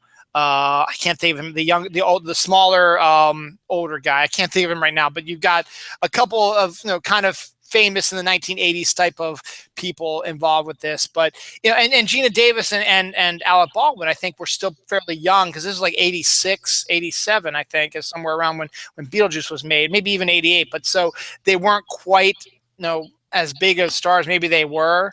So it gives them a chance to do a little bit more like that. So, but of course, Michael Keaton steals the show. His Beetlejuice is fantastic, gives him a chance to really, spread his wings. And that was what caused a lot of people to hate his casting on Batman. Tim Burton was going to do Batman. And then when he said, I'm going to cast Michael Keaton, everybody was like, but he was Beetlejuice. He can't be Batman. That's what they were afraid it was going to be Adam West again. And I'll admit, I was one of the people that I was like, this is so stupid. This is the worst casting ever. And I'll take it back right now, because I thought Michael Keaton was fantastic in the Batman movies. But, Beetlejuice, we said it enough. Again, it was Danny Elfman's score. It works again. You got that sort of that Caribbean. You've got the Banana Boat song is in there, and the Shake Shake Sonora. You get a little bit more of a calypso type of feel to this film, so you get a little chance to see a little something different. So Beetlejuice is a good one, and that's your number 3. My number 3 is one of Tim's, as we talked about earlier, one of his passion projects that might not have made a lot of money and wasn't going to make a lot of money, because who wants to see a movie about this? It's Ed Wood. I've never seen that. You've never seen Ed Wood? No, so it didn't make my list. Yeah. Jerry, I recommend it. It is actually, you don't have to like his stuff. And I think of all right, I'll have to put Edward Scissorhands was pretty good. And Johnny Depp's Agatha Christie-esque Ichabod Crane in Sleepy Hollow was good also. But he stole this movie. He was absolutely perfect as Ed Wood. Now, for those who don't know, it's a biopic. Ed Wood is considered to be the worst director of all time. He directed Plan 9 from Outer Space, but he directed a bunch of other ones as well. There was one movie that I took an artistic filmmaking class in college, and they showed, I can't remember the name of I think it's like Orgy of the Zombies or something like this. And no, but it's not an orgy though. Here's the funny thing, Jerry. All it is basically topless dancers dancing on like gravestones while these people, zombie things, are watching them. I'm not making this up. That's what the movie is. There's like no story whatsoever. It is awful. It is really awful. And I've seen Plan 9 from Outer Space. That's awful too. But that's not like. And here's the funny thing: it's not like sci-fi movie awful. That's a whole different category. Yeah. This was awful for the 1950s, 60s, but when you watch it, it just looks pedestrian. I mean, it doesn't look. It's not entirely. I mean, you've got actors who, literally they run into the set and you can see it shake, or he uses stock footage, all the time, and you can tell, there's no way that there's a Bride of the Monsters, another movie he did, and there's a scene where the bad guy, the bad guy of the film is being attacked by a squid. And the only reason why he's being attacked by a squid is because Ed Wood was able to get the stock footage of a squid swimming around in the ocean. So he has the bad guy have fake tentacles on him in a little like stream, like being attacked by a squid, and then it cuts to the squid swimming like in the ocean. It is awful. It is awful. And but Ed Wood it's basically and I can't think of the act. This is killing me. Martin Landau. Bela Lugosi. Thank you. I'm glad I remembered it. The movie basically follows Ed Wood's friendship with Bela Lugosi. Now, Bela Lugosi was an actor who was most famous for Dracula. He probably played one of the best Draculas out there, but it's all, 1960s is all look into my, it's how you say, look into my eyes, everything you see in like Dracula films now, where they try to imitate him with the "I want to suck your blood" and stuff like that, came from Bela Lugosi because he was Hungarian. Yeah, blah blah blah. Yeah, I do not say blah blah blah. Yeah. And but it comes from Bela Lugosi, who was Hungarian, so he had this really strong accent, but he was perfect as Dracula. I don't know if you've ever seen the original Dracula. It's actually a really good movie, and he does, he hams it up a little bit, but it's really good. But that was it. I mean, that's really all that he was really known for. He became so iconic as Dracula that nobody took him seriously for anything else, and that caused him to decline as an actor. And so he also picked up a heroin. I think it was heroin. Oh my goodness! Also, and so it focuses on how Ed Wood, the funny thing is it's supposed to be a biopic about Ed Wood, but it's really a pick about Ed Wood's friendship with Bela Lugosi. Okay. And, Johnny Depp plays Ed Wood, and you see him, as, young guy who wants to make movies, stuff like that. And he's walking down the street in California one day, and he's passing like a coffin place, and he sees Bela Lugosi in a coffin. He's like, oh God, he must have died. So he goes in the coffin place, and Bela Lugosi wakes up and it says, this is awful. I don't have any room, I need a bigger coffin or whatever. So he gets out, and Ed Wood, being a big fan, is like, oh my God, you're Bela Lugosi. So they strike up a friendship. And because Bela Lugosi, this time he was poor, had the heroin addiction, wasn't making movies. So, whatever exposure or whatever fan adulation he could get, he would take. So and he was lonely also. So this young guy is really interested in hearing about stuff like that. So they become good friends. And Ed, wants to become this filmmaker. So he is able to say, now I got to weigh in. Bela Lugosi was pretty famous back, I guess it's maybe the 30s now. I'm talking about 30s or 40s. He was iconically as Dracula. If I can go to film people and say, I got Bela Lugosi to be in my movie, they might give me lots of money to make a movie. And unfortunately, it didn't quite work that way, but they gave him some chances. So he wrote some scripts for Bela, and Ed had a bunch of friends that he would have to come in and do stuff with them together. One of whom was his girlfriend, played by Sarah Jessica Parker, who actually does really good. So this is another Sarah Jessica Parker in Tim Burton's films, which is kind of interesting because Tim Burton likes to work with the same people a lot, obviously, with Johnny Depp. But there are other people he's done 2 or 3 movies with also. So Sarah Jessica Parker shows up as Ed Wood's girlfriend in this, and she's very supportive. But she draws a line because if you don't know about Ed Wood was also a cross-dresser. He wasn't a homosexual, but he liked wearing women's clothing, and he didn't. And I don't think he wanted to become a woman. I think he just liked wearing women's clothing. So he was a cross-dresser, but he wasn't gay. And he talks about, and they talk about this in the movie also. I mean, after he breaks up with Sarah Jessica Parker's character, who can't abide his obsession with clothing, because this is the 1950s and 60s. It's not normal, for that time. He finds another woman, and he immediately tells her, I like to wear women's clothing, so that they can just get that, because he hadn't told Sarah Jessica Parker. She just found out unexpectedly. And now he's like, I'm just gonna be open, and I'm just gonna tell her this is what I do, and if she stays with me, stays with me. If she doesn't, that's fine. And she stays, and she asked him, are you gay, or no, do you like women, and Ed was like, I love women, I just like to wear women's clothing. So he makes a movie called Glen or Glenda, which is a film about the first ever changing of sex. Right now I can't think, trans sexual thing where they turn from man to woman. It was something that happened back in the 1960s the first time, and he was able to get his foot in the door to make a movie because he said he would make a movie about this first person being a transsexual, but he decided not to. He took the money, and the company's thinking, everybody's talking about this person wanting to become a transsexual, and he'll say, I'll make a movie about it, and they says, no, not so much. I'm going to make a movie about this that's similar to that, but is not really. So he's able to make his movie and get it out there, though they're pissed at him, but it's kind of funny though. And so you just follow how his friendship, goes up and down, because you can tell, Bella's really old at this time, so you can tell when he's hitting the low, when he's out of heroin, he's really weak, and he's stuff like that. But then when he is back on it, he's all up and hyper and stuff like that. And Ed knows that he's on heroin, and there's not much he can do about it. He's trying to help him, but he doesn't quite understand or know how to do it.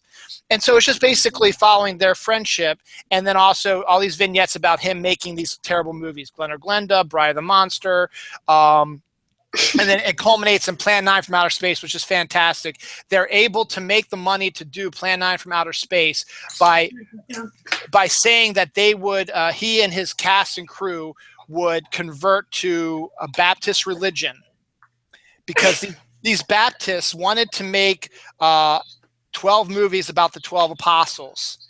And Ed Wood was such a charismatic guy. He was able to convince them, this is how you make these movies. You make a guaranteed hit, and then with the big money you make from that, then you can make these smaller movies. So he says, I have the perfect hit. Science fiction's hot right now. It's got aliens and zombies and stuff like that. I just need some money. And of course, they're kind of wary, but they say, oh, well, if we give him money for this, he says it's going to be guaranteed hit, we'll have enough money to make these 12 Apostle movies. So in order to do that, he's got to get all of his crew baptized. And one of the funniest scenes, Bill Murray is in this movie, and he is fantastic. Bill Murray plays a gay guy, and he is so great in this. Bill Murray is so fantastic. There's just I forget the actor's name, but the guy who played Doogie Howser's best friend is in it also, and he's really great too. And Martin Landau plays Bela Lugosi, and Martin got nominated, I think, for an Oscar. No, he actually won. He won the Oscar for supporting actor in Ed Wood, playing Martin Landau. And so that was pretty good. And then Vincent D'Onofrio has a cameo. Oh, he must have been so young. Yeah. As Orson Welles, which is really cool. It's a great scene where Tim Burton, not Tim, where Johnny Depp's Ed Wood is sort of having a crisis right now, and he's at a bar, and his idol is Orson Welles. Orson Welles just happens to be at the bar, and Orson Welles gives him some advice about how to make a movie, because these Baptists are really, they're throwing, hey, my son could be an actor, why don't you put him in the film, or why don't you do this, or why don't you do that, because they're saying, well, we're giving you the money, you need to do what we say. Right. And he doesn't, that's not his vision. So it's like, no, I don't want to, but he has to. So he goes to Orson, and Orson gives him a sort of a pep talk, and then he goes, and basically it's like, you be yourself. So then Ed Wood puts on his cashmere sweater and dresses like a woman and directs the hell out of the movie. And then you see the montage of them directing the movie, and then it goes to the premiere. It's just, you have to see this. It's filmed in black and white. Martin Landau is fantastic in this role, and Johnny Depp is spectacular as well. I mean, it is a comedy, but there are a lot of dramatic, bittersweet sequences in it, especially when Ed is trying to help Bella through his withdrawal symptoms from heroin. It is one of the most harrowing scenes you're going to see in a film. And Heather agrees. You have to watch Ed Wood. I recommend it. It's funny. It's got, as I said, it's got Bill Murray in it. It's got Jeffrey Jones is in it. It's got Vincent D'Onofrio in a cameo. Sarah Jessica Parker. One of the Arquettes, Patricia Arquette's in it.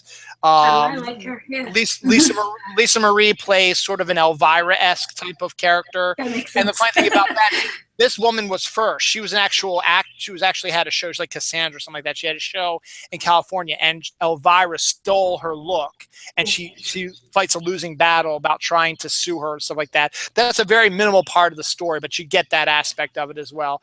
But it's worth it to watch Johnny Depp and Martin Landau, and it's just in the black and white, and it's just absolutely stunning and gorgeous, and it's my number 3. And I talked enough about it. I got to convince you to watch it. I'll see it. I think Ken watched it and he liked it, so yeah, I'll see. All right, number 2. All right, so I had to mix it up a bit and make my number 1 different, because this movie is always my number 1, so I made it my number 2 to mix things up a little bit. You can't tell what it is. It's Nightmare Before Christmas is my number 2, so I think you can guess what my number 1 is based on that. So probably my number 1 also. Right. So Burton's amazing stop action animation. You were talking earlier of how that was where he got his start, and this was one of his earlier creations. It took him years and years and years before he was actually able to make it into a film. You've got Jack Skellington. He's the king of Halloween Town.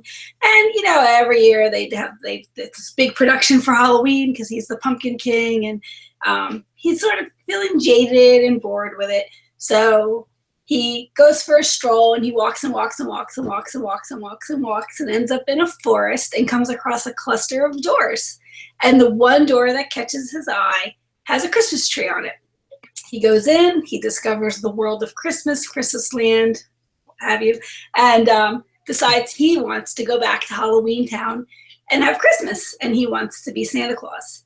So Sally is this little, she's a rag doll, right? And she was created by the evil Frankenstein-y type doctor, and she wants to escape, and she wants to have free will, but he always keeps her close at hand.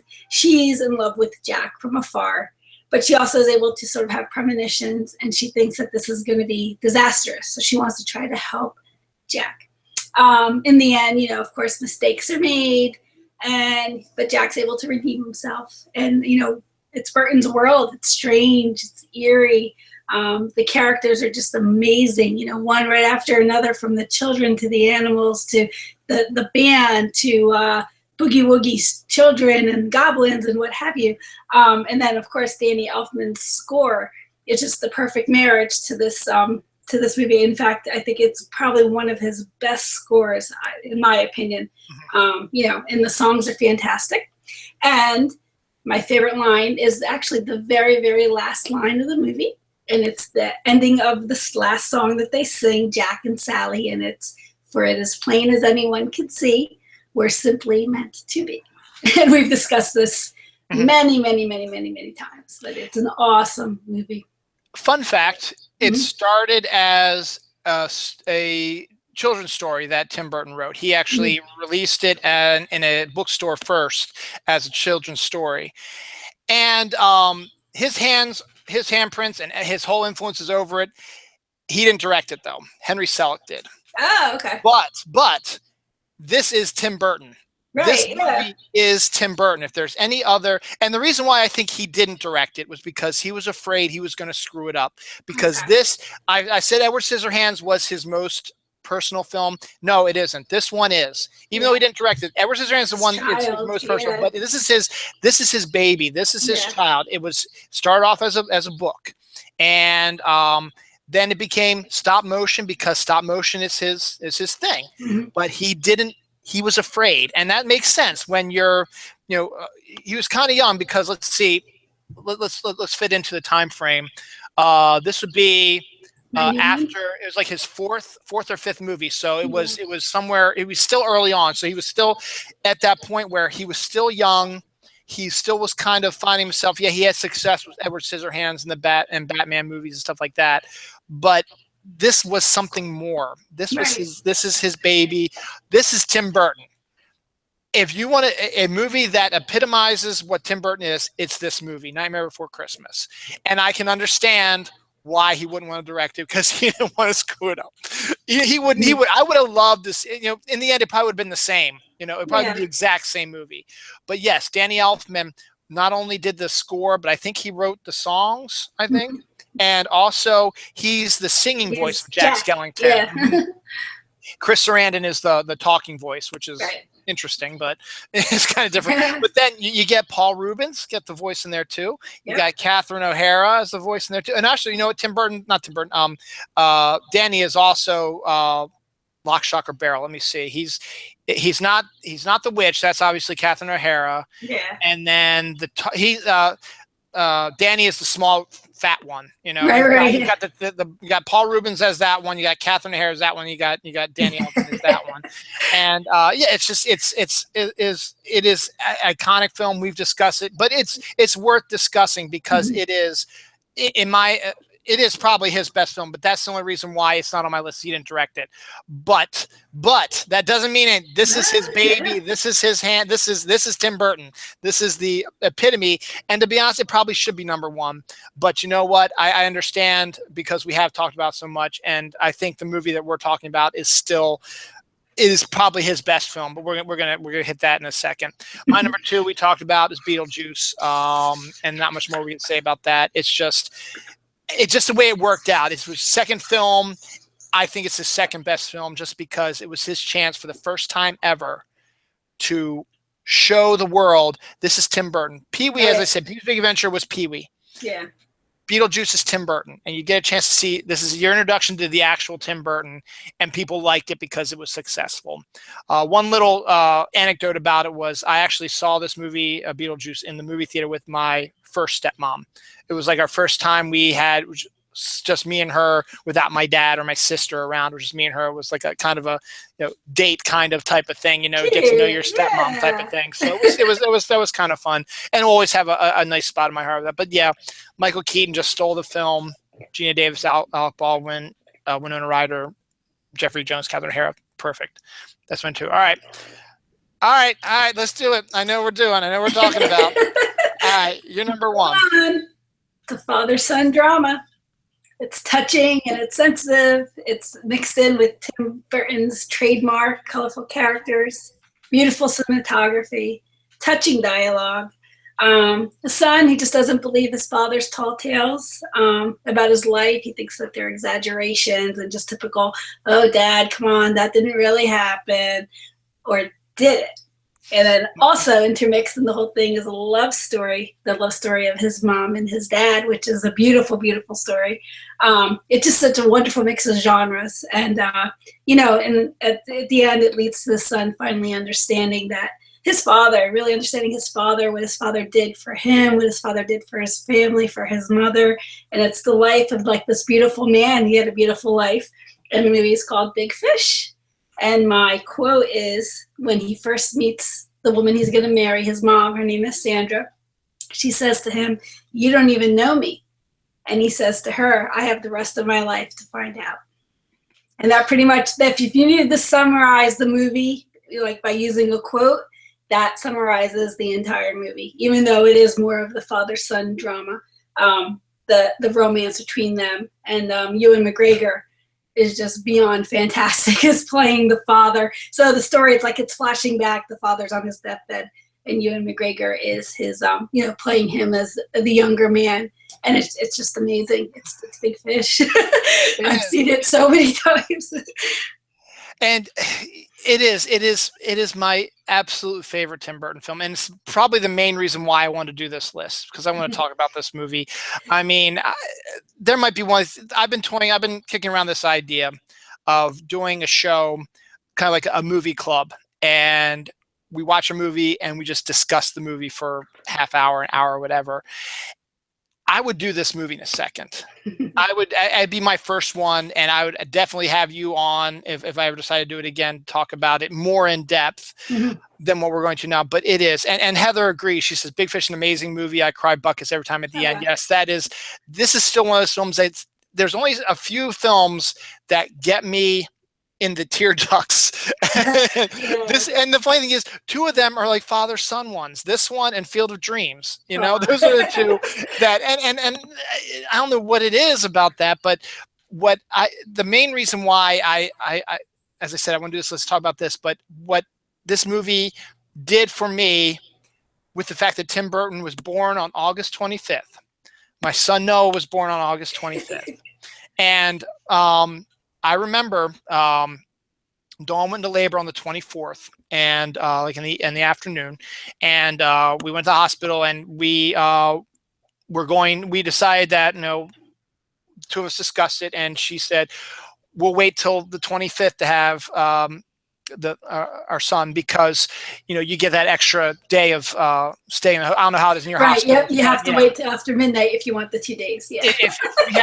If we had Noah at 8:00 on the 24th, Dawn have to leave like by the 25th or something like that, and that's not fair. That's not fair to Dawn, and after everything she's gone through. So, did you see The Office where Pam and Jim purposely wait, and then it's almost like too late, and she's like, "No, I gotta push it till midnight."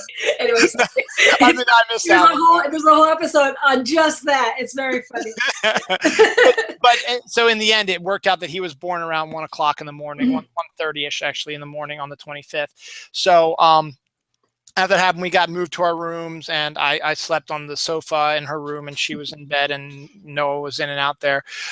But then, my daughter was at my mom's house, and she still needed to go to school and stuff like that. So, and we had to get the house ready. I was going to take the rest of the week off. Obviously, as soon as we had the kid, I told them, "This is my vacation. I'm taking the week off." So we had to get stuff prepped and get things moving. So while Dawn was in the hospital with Noah, I went back home, got groceries, cleaned up, did stuff, took Noelle to her daycare and stuff like that.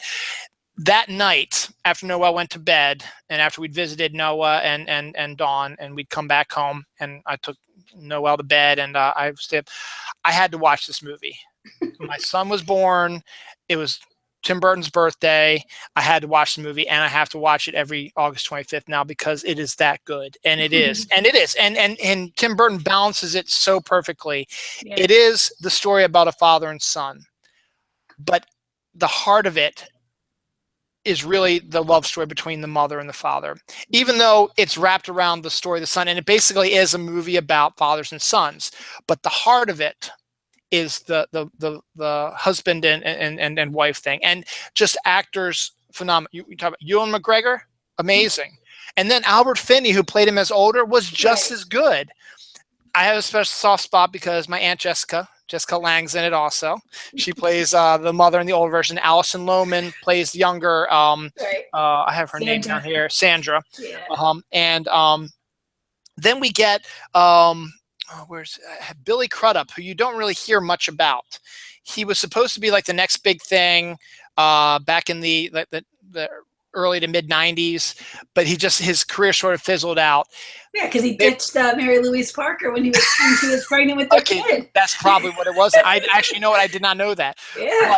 But then he comes in and he does a really good job as Will, as his son Will, is sort of basically the narrator, the guy that we see all this through his eyes, stuff like that.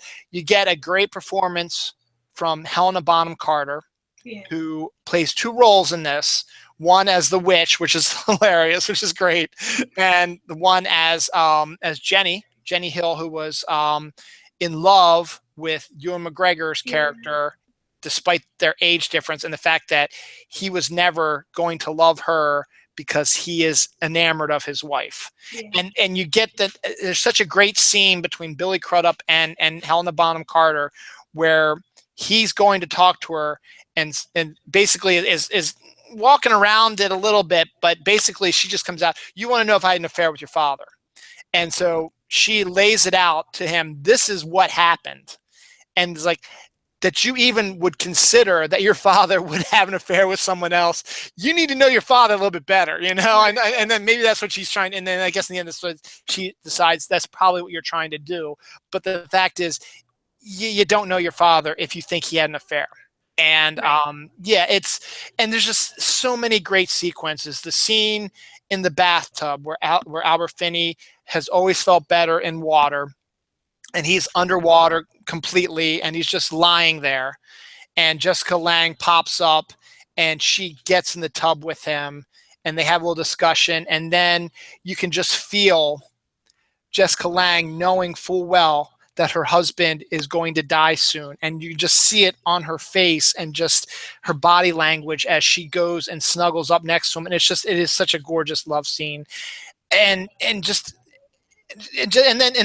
you get, Billy Crudup's got his own pregnant wife, played by Marion Cotillard, who is a great French actress. This is one of her earliest films also. She's in this as well. And she, in her limited role as the supportive wife, but she's pregnant. That sort of adds to everything because full well that, they're going to have a son also. So being estranged from his dad, he kind of needs to get reconnected before he dies also so that he can tell his son about his grandfather and be a better father too. Be a father. Yeah. And it is just he juggles it so perfectly. The flashbacks, the present day stuff, and it has. And the thing is, you think, oh, this sounds like every other drama. Well, no, it isn't, because then you get the little Tim Burton-esque thing with the tall tales he tells, with the giant, with the werewolf, the giant, the werewolf, not purgatory, the town. Oh shoot! That town in the middle of nowhere. Yeah, the town is awesome. Yeah, that is awesome. And then the sequence with the deluge of water and the possible mermaids swimming around, and just everything about the witch, and seeing how you're gonna look into her glass eye and you can see how you're going to die. It's very mythical. It's very fairy tale-esque, but you've got this realistic father-son, husband-wife storyline, which and Heather, Heather said the end always makes her cry. It makes me cry too, and I'm sure it makes you cry too. When they all gather, when they all gather, and also when we know, and this isn't a spoiler because he's going to die anyway, but spoiler warning anyway, he's on his deathbed, Edward Bloom is, and his son happens to be there when he's getting ready to die. And he wants his son to tell him how he died. And he's like, well, you're dying because you got cancer or whatever. It's like, no, how I really died. And that's telling him what I've been saying, these tall tales, stuff like that. You got to tell me how I died. And this is where the connection hits. Billy Crudup comes with this insane story that's just amazing and fits perfectly with the character as they go, and you see this tall tale happen, and then Albert Finney's like, yeah, that's exactly how it is, and he dies, And then, yes, the last scene where, this whole time you're thinking that he's been telling these tall tales and stuff like that, but then when Billy Crudup is walking after the funeral and he starts seeing the people chatting after the funeral, he sees all the characters, and he knows he might have embellished it a little bit, but the stories are mostly true.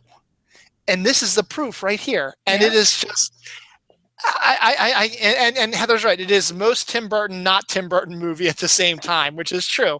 It's got his very good imagination, but also wrapped around this great story of relationship thing and Big Fish. And as I said, let's save this for maybe next year. We'll set up this movie club thing, and this could be one of the first movies, and we will just sit down and we will dissect every piece of this movie. Sounds good to me. To make sure that you all see this movie. Robert Guillaume Benson did this movie after he had his stroke, and it shows, but he actually comes out and he does a good performance in it. And it's just, you got to see this movie, and I want to do this. I want to do this, and it is, and I said it's one of the films he did where I think Danny DeVito might be maybe the only actor that he's worked with before in this film. Well, besides Helena. And Helena. Yeah. Those are the only two. And Miley Cyrus is in it too. Yeah. She's a young Jenny. Yeah, exactly. So you get that, but you get Steve Buscemi, who is the most but it's funny. He's the most like normal Steve Buscemi you've ever seen. He's a poet who ends up becoming a bank robber, who ends up becoming a big business guy. It's a great story arc for his character, but it's not Steve Buscemi as you think. Is more of a kind of a normal Steve Buscemi, type of character. It's not your crazy blah type of thing you're used to. You're snarky, sarcastic. He's this guy. It's great to see that, and it's sad. I mean, you've got one of the tallest guys playing the giant. He ended up dying, I think, later on because of his disease. And then you got one of the smallest ones in like Tiny Roy or whatever that is, who appears in Charlie and the Chocolate Factory also, who plays Danny DeVito's assistant at the circus. And that's just a crazy scene also in itself, is the circus scene. Yeah. But again, let's not talk about too much because we've got to save it for our movie club thing. And then my last thing about this film I'll go is my favorite scene in the movie is when he pulls the daffodils and plants them all in the yard with the Danny Elfman score building, during the whole montage. And it ends with her waking up and seeing him standing in this field of daffodils. It's just, again, gives me chills again, just thinking about just that scene. And I have a YouTube clip, like saved in my likes. Yeah, you've sent that to me. It's somewhere in my mix. Yeah. It's great. So I want to do this. I want to sit down. I want to do a Big Fish discussion sometime. So that's our list. We agreed on a bunch of them, and all of his movies are pretty good. And hopefully, he's still doing movies. His next one, September 30th, is Miss Peregrine's School for Peculiar Children. I'm going to go see it in the movie theater. I definitely, because I read the book. I love the book. And again, he's not really working with anybody he's worked with before, except for Ava Green, who he worked with in Dark Shadows. Yep. And also, I think one other movie, I think he might have done some with her. And Terrence Stamp, who was in Big Eyes, is in this also. He works. It's the first time he's ever worked with Samuel L. Jackson, which is amazing to me because Samuel L. Jackson's been like in every movie, that's ever been made. And I read somewhere, I read in Entertainment Weekly, they said if Miss Peregrine makes $100 million, like it's supposed to, it's pretty much guaranteed. It's supposed to, because it's a popular story. If it makes over $100 million, like if it makes a 0.1 over $100 million, then Samuel L. Jackson is going to usurp Harrison Ford as the most bankable movie star. That also because he's in so many movies. But you know what? But good movies, though. It's not like he just throws himself, like there's some method to his madness. Yeah. Exactly. So so everyone go out September 30th, week September 30th, October, whatever, and read the book first. Absolutely. Yeah, read the book because the book is really good. I know Heather, I'm getting there in a second. We did our number one. Oh yeah, her number one. Heather's number one she loved was The Corpse Bride, which was another stop motion one. Johnny Depp and Helena Bonham Carter voices. Christopher Lee did the voice in there as well. So yes, Heather, I was going to get to that. So that's it is. It's a great film also. And so between Frank and Weenie, Corpse Bride, Nightmare Before Christmas, he's able to get his stop motion out there. Maybe we'll see some more out of him eventually. I'm interested to see what he's going to do next and see where he's going to go after Miss Peregrine. Maybe he'll make the other two if it's successful. I'd like to maybe see him do kind of go back to his thing, like an original thing. Yeah, like that, and then maybe do the other 2 movies as well, and do kind of like this stick, consistent group of the Miss Peregrine stuff. Heather says there is no scene more beautiful than when the Corpse Bride is released and flies off as butterflies. So she cries every time in that also. Yeah, Corpse Bride is a perfect movie. Yeah, it is. It totally is, Heather. And thank you for watching. Thanks. We had a lot of people. At one point, we had 6 people watching, which I really thank you. This is a good choice. Next time on Dylan Knows Lists, we'll Jerry and I have to work out the date, but if we're going to try to get back on schedule in September to be the second week of September, the most interesting about that is it will be the last time Dylan Knows will be done on Google Plus, because I mentioned this on my show last week. Google Plus is going away as of September 12th, I believe. Yes, because September 11th is a Sunday this year. And it's going to be reverting. You're going to revert to YouTube Live. So I have to investigate that to see. I'm pretty sure it's still free, and I just don't know if it's going to be set up a similar way. It's just instead of being beamed through Google Plus, it'll just be direct on YouTube and might have maybe a few different bells and whistles. I'll do some research on it ahead of time before we get into that, but we'll still be able to do this. This will be the last time if we do it that September 10th, 11th time frame. It'll be the last time we'll do Google Plus. So Jerry and I are 3 years. Yeah, it will be. It will be my 3 years also. Yeah, absolutely. And we're sort of kicking around the idea of maybe doing the end type of top 10 lists, like top 10 endings of movies or TV shows or whatever. We'll work it out between us, and we'll get something like that. If it doesn't work out, it doesn't work out. So so on that note, good times, good show. I really enjoyed it. Tim Burton has always been one of my favorites. He sort of slipped a little bit in the last year or so, last couple of years. But he had some stuff going on. Stuff going on. It's good. So maybe, hopefully Miss Peregrine will be able to get him back on track again. Well, he's still on track, but get him, a little bit more, free up a little bit. Oh, and one last thing. We were talking about Tim Burton appearances in films. He's actually has a cameo in the movie Singles. Yes. Cameron Crowe, which I absolutely love. He says one line, but he's like in the background the whole time. It's fantastic. Tim Burton is great, and Danny Elfman is, it's got to be synonymous. Tim Burton and Danny Elfman together, they make a great team, and hopefully they'll have many more collaborations similar to a Spielberg, John Williams type of way of doing things. So on that note, anything else on here? Nope, nothing else. Thank you all for watching.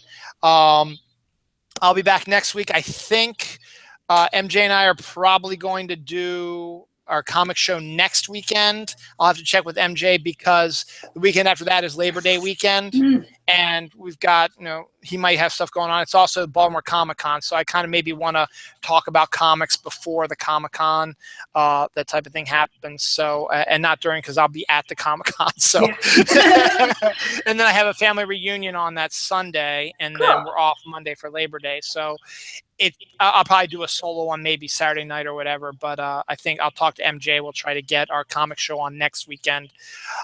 Jerry and I will discuss, and we'll aim for September 10th, 11th somewhere, and we'll figure out what we're going to do. If you can't do it, Jerry, we'll work out something else. Should be good. Okay, well, I'll let you know. Maybe not the 11th. Maybe not the 11th because that's opening day of football, baby. Yeah, maybe the Saturday night. Yeah. Saturday night. So we'll look at that. Because I won't have a quiet house. They'll be like screaming and cheering the game in the other room. Yeah, and I got to watch my Ravens play the Bills, so I got to do that. So, all right. On that note, go see Big Fish. All right. Go watch Big Fish. Go watch any of the movies that we discuss. Go watch Corpse Bride. Any of the movies that we discuss, watch them, because Tim Burton is, if you might not necessarily like the story or the acting or whatever, just do it for the music and for the art direction and for the makeup. But you'll love the story too. I mean, they're so personal and stuff like that. Ed Wood is a good one. I recommend that one. I really think in the new year or maybe before then, we'll see. I want to set up this Dylan Knows movie club type of thing, and I'm definitely going to do Big Fish, and I'll definitely have you on for that one then, Jerry. Awesome. I look forward to that. Maybe we'll get a few other people on as well and get different perspectives of it as well. So on that note, I am going to go upstairs and I'm going to take this awful grease white paint. It didn't get on your shirt. Yeah, it did. Oh, no, it did. And it didn't wipe off your nose either. Remember, you were all scratchy. So good on my fingers a little bit. So awesome. All right. We will see you in September sometime, probably the 10th. But we'll verify that, and we'll have a theme ready for that. So it's only a couple weeks away. Enjoy your Labor Day. Come up in a couple weeks. I know we still have one more week of August left to go. So we'll if you like your summer, go for that. Down here in Baltimore, school starts for the kids. And real quick, Thursday. Happy birthday, Tim Burton. Happy birthday, Noah. Happy birthday, Noah. I will be watching Big Fish on Thursday. Happy maybe birthday, not. Uncle Frank. Happy birthday, Uncle Frank. I love your Uncle Frank. No, I have to have. You have a picture of him? No, not of Uncle Frank. No, I don't. I have to because I have to do this. I don't care if YouTube edits it at the end, but I gotta play it. I gotta play. Yes, I gotta play a DE song. Yes. I did the grand finale from Edward Scissorhands. Whoa, no, not Ardward. Edward. There we go. Grand finale. Let's see if I can have a great time on vacation. Oh yeah, mini vacation going to Hershey Park. Should be a lot of fun. Of course, they have to show me a 15-minute or 15-second ad. So this is stupid. Blah blah blah blah blah blah blah. I'm just gonna get to the point. It starts off quiet, so I want to try to get to the point that I like.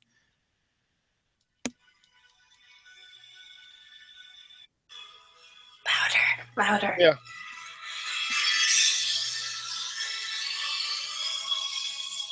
This is just like near the middle.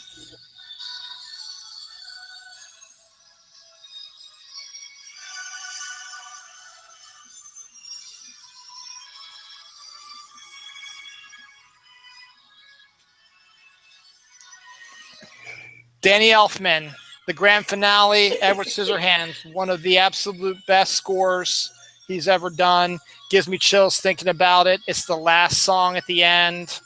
As Edward is cutting up the ice sculpture and it's snowing and old Winona Ryder is remembering it. So well, she is. Remember, I know. And so that was Danny Elfman, Edward Scissorhands.